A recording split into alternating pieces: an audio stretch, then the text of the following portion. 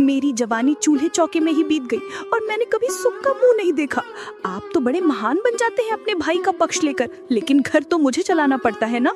जब पड़ोस की औरतें नई साड़ियां पहनकर निकलती हैं तो मेरा कलेजा जलता है। मैं नहीं चाहती कि आपका छोटा भाई आवाराओं की तरह चूड़ियों की गठरी लादे फिरे। उसे जिम्मेदार बनना होगा। अगर उसे इस घर की रोटी तोड़नी है तो उसे मर्दों की तरह कमा कर लाना होगा। आज अगर आपने उससे कड़े शब्दों में बात नहीं की तो समझ लेना कि मेरा इस घर से रिश्ता खत्म। मुझे महीने में 10 चांदी के सिक्के चाहिए, चाहे वो कहीं से भी आए। घर की बातें आर्यन के दिल में एक कांटे की तरह चुभ रही थी।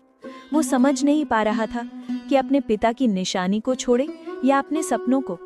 ठीक इसी समय गांव के सबसे समझदार व्यक्ति धर्मपाल ने उसे निराशा के अंधेरे से निकाला।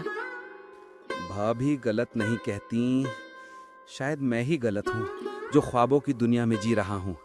पिताजी कहते थे कि चूड़ियाँ बेचना दिलों को जोड़ने का काम है, लेकिन आज यही काम मेरे घर को तोड़ने की वजह बन गया है। मैं भैया के कंधों का बोझ कम करना चाहता हूँ, लेकिन मुझे खेती बाड़ी समझ नहीं आती। मेरे हाथों में तो चूड़ियों की खनक है, मिट्टी की पकड़ नहीं। पर अब और नहीं, मुझे कुछ ऐसा करना होगा जिससे भाभी का मुंह भी बंद हो जाए और पिताजी का मान भी रह जाए। लेकिन मैं करूँ तो क्या करूँ? इस छोटे से गांव में तो लोग 2 वक्त की रोटी के लिए संघर्ष कर रहे हैं। वो मेरी कला की कीमत क्या देंगे?